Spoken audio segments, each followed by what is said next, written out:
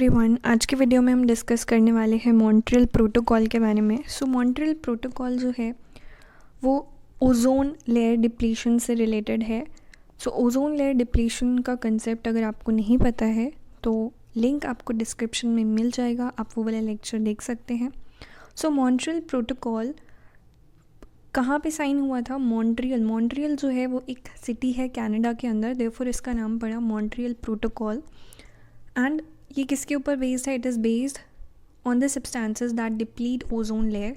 Ozone layer को जो substances deplete करते हैं, ओजोन लेयर डिप्लीशन का मतलब क्या होता है? If we are talking about the ozone layer depletion का मतलब है thinning of the ozone layer. देखो, हमारी अर्थ के ऊपर क्या है? ओजोन लेयर है।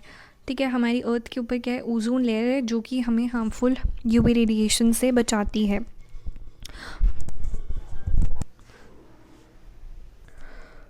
अब ये ओजोन लेयर डिप्लीशन जो है, that is the thinning of the ozone layer, ये किस वजह से हो रही है? क्योंकि हम ओजोन डिप्लीटिंग सब्सटेंसेस का यूज़ कर रहे हैं। हम क्या कर रहे हैं? ओजोन डिप्लीटिंग सब्सटेंसेस का यूज़ कर रहे हैं। एंड ये जो ओजोन डिप्लीटिंग सब्सटेंसेस होते हैं, इनसे रिलीज़ होते हैं क्लोरीन और ब्रोमीन आयोन्स। एंड जब ये एटमॉस्फेयर में जाते हैं तो ये ओजोन के साथ में रिएक्ट करते हैं एंड उसको डिस्ट्रॉय कर देते हैं। मतलब जो ओजोन के मॉलिक्यूल्स हैं ना, उनको ये डिस्ट्रॉय कर देते हैं। ऐसा माना जाता है कि एक क्लोरीन का जो आयन है वो अराउंड 1 लाख ओजोन मॉलिक्यूल्स को डिस्ट्रॉय कर सकता है। इन्हीं ODS यानी कि ओजोन डिप्लीटिंग सब्सटेंसेस को लिमिट करने के लिए, इनकी यूसेज को लिमिट करने के लिए, रोक लगाने के लिए मॉन्ट्रियल प्रोटोकॉल रखा गया था। It was adopted on the 15 September 1987. This treaty was signed in the September 1987, but it became effective in 1989.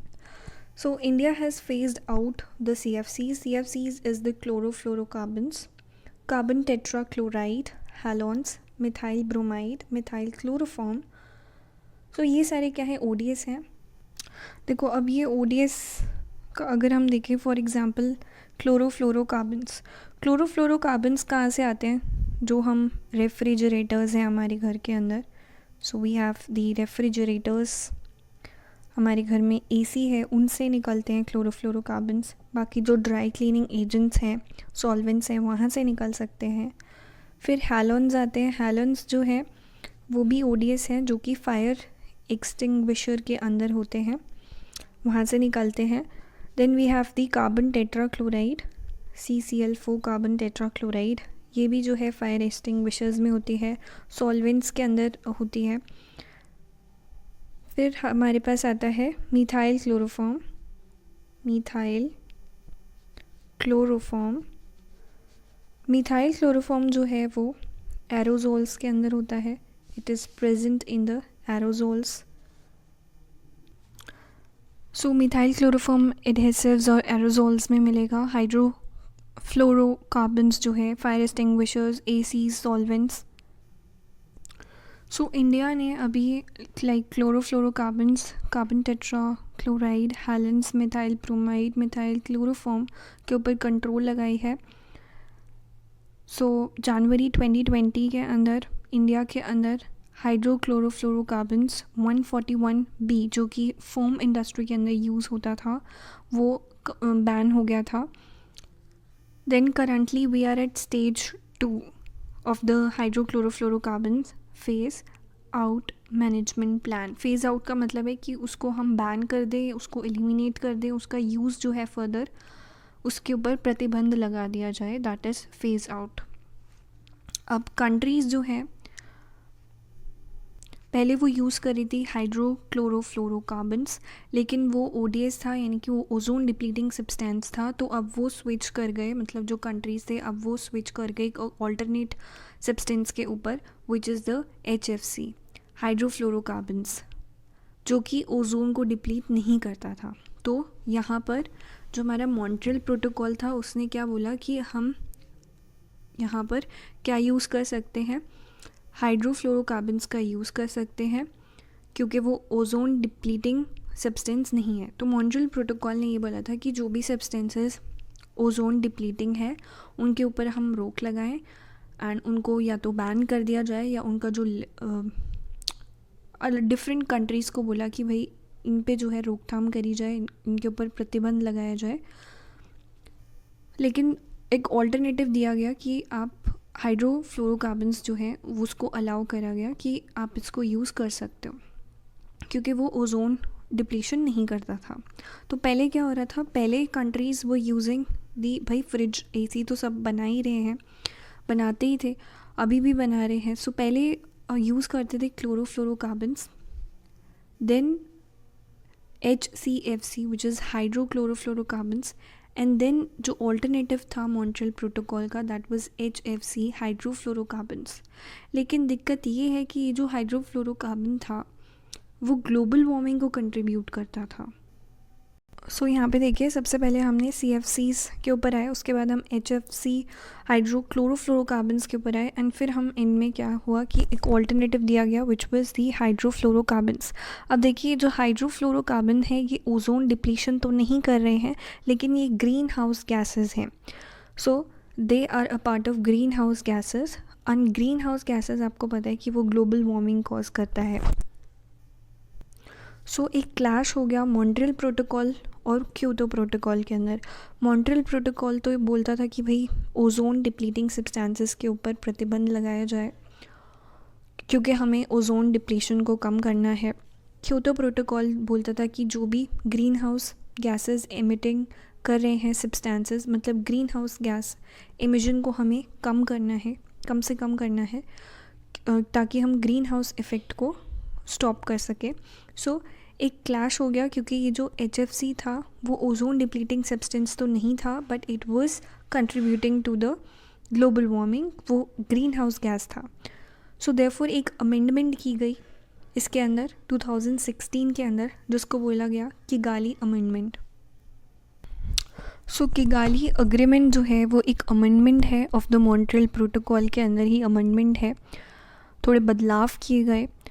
सो ये इसका नाम कैसे पड़ा है, क्योंकि जो ये किगाली अमेंडमेंट था ये कहाँ पे, लाइक इसको मॉन्ट्रियल प्रोटोकॉल को कहाँ पे इसको अमेंड किया गया, इसके अंदर बदलाव किए गए, वो किगाली के अंदर किए गए। किगाली एक जगह का नाम है, it is the capital city of a very small tiny African country which is Rwanda on 15th October 2016.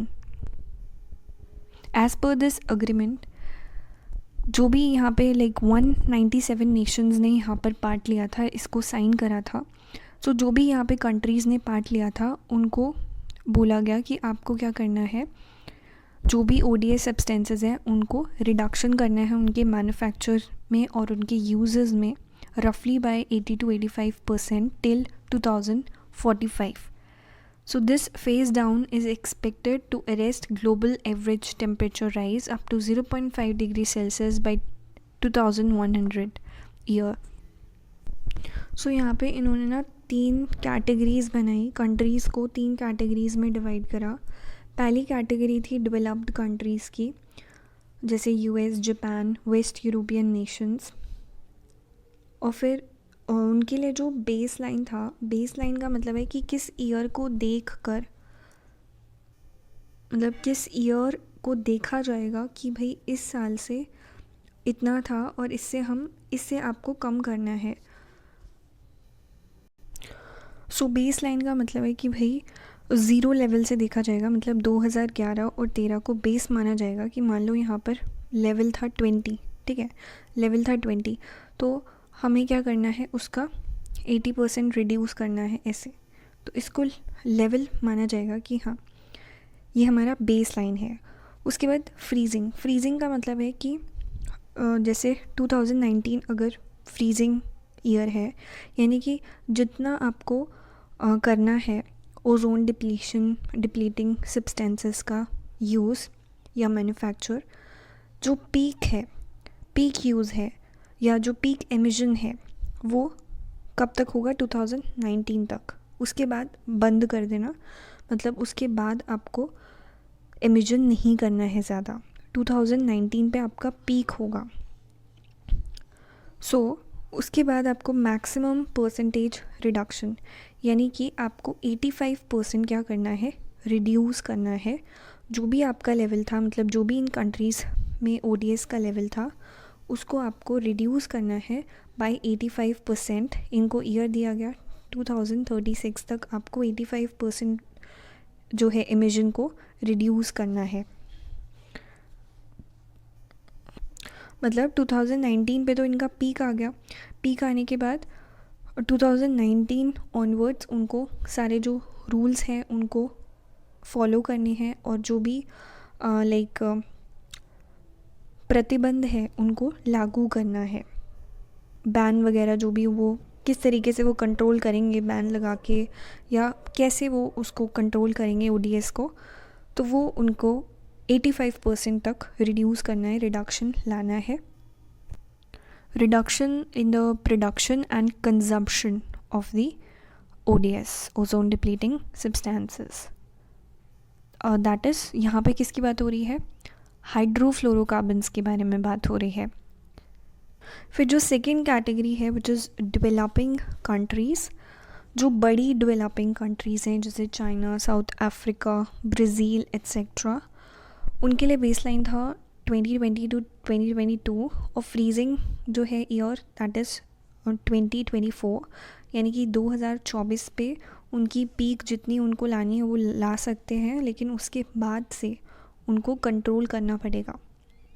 ठीक है, तो उसके बाद मतलब 2024 तक जितना एमिशन करना है कर लो, बट उसके बाद आपको बैन लगाना पड़ेगा, कंट्रोल करना पड़ेगा हाइड्रोफ्लोरोकार्बन्स के एमिशंस के ऊपर।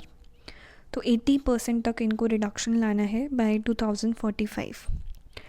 Third category is developing countries like India, Iran, Iraq, Pakistan. देखो, जो फर्स्ट ग्रुप था ना उसमें रिचेस्ट कंट्रीज़ हैं, जैसे यूनाइटेड स्टेट्स हो गई, यूरोप की कुछ कंट्रीज़ हो गई, तो वो अपना जो लेवल है कंजप्शन का, हाइड्रोफ्लोरोकार्बन्स के कंजप्शन या प्रोडक्शन का, उनको कम करना है फ्रॉम 2019 ऑनवर्ड्स। ठीक है, बाकी जो रेस्ट ऑफ द कंट्रीज़ है, चाइना, ब्राज़ील, अफ्रीका, फ्रीजिंग का मतलब है कि you will freeze the use of the HFCs by 2024। जो चाइना, साउथ अफ्रीका, ब्राज़ील को बोला कि आप अपना जो यूज़ है HFCs का उसको फ्रीज़ कर देंगे बिल्कुल, दैट इज़ फ्रीजिंग ईयर, कि इसके बाद से आप बैन लगा देंगे, जितना पीक आना था वो फ्रीजिंग ईयर में आ जाएगा। उसके बाद हमारे पास जो थर्ड ग्रुप है उसमें हमारे पास कुछ हॉट कंट्रीज़ हैं जैसे कि India, Iran, Iraq, Kuwait, Oman, Pakistan, Qatar, Saudi Arabia, United Arabs. So यहाँ पर थोड़ा सा लीनियंसी इनको दी गई है, एंड इनको जो है they have to freeze the use of HFCs by the year 2028, and maximum इनको रिडक्शन कितना करना है, 85% रिडक्शन करना है by the year 2047. So that's all for today. If you like the video, do share it with your friends and don't forget to subscribe the channel for more updates. Thank you and have a great day.